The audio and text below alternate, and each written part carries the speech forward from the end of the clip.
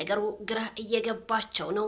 ምክንያቱም ከአብርሃም ጋር አቤላ አስታርቀኝና ከሩታ ልጁን ወስጄ ለአብርሽ ነው የምሰጠው፣ እሷ እንደፈለገች ወደ ውጭ ሀገር ስትሄድ ሲል አቤላዬ ደግሞ ሩታ እያስመሰለች ነው ስል የዛን ጊዜ መቼ ለእኔ ሽጉጥ ከመደቀን ተናነሳችሁ ሲለው በፍጹም አላደርገውም።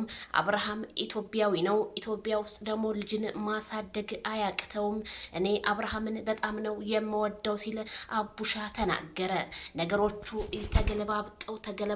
ተገለባብጠው ሁሉም ሰው ወደ አብርሃም ሊሆን እንደሆነ ተሰማ። ምክንያቱም አብርሃም ወንድ ነው፣ ሩታ በድለዋለች የሚሉ ናቸው ከቡታጅራ እየተፈጠሩ ያሉት። አቡሻ ግን ከትናንትና ወዳ ጀምሮ ምን እንደነካው ባላቅም አብርሃምን ይቅርታ፣ ሩታ ግን ጥፋት አለባት እያለ ነገሮቹን ዘንበል እያደረጋቸው ይገኛል። መቼም የግሬስ ፋሚሊዎች መጨረሻውን ሳቅ ፈገግ እያልን መጨረሻውን ብናይ እንደኔ መልካም ነው እላለሁ። ታዲያ ይሄ ነገር እንዴት ሊደረግ ቻለ? ልጁንስ አብርሃም እንዴት ያሳድጋል? ልጅ ያለ እናት እንዴት ያድጋል? የኔም ጥያቄ ነው። ሩታስ እንዴት ልትፈቅድ ትችላለች የሚለው እኔ ሆድ ውስጥ አድሯል እላቸዋለሁ።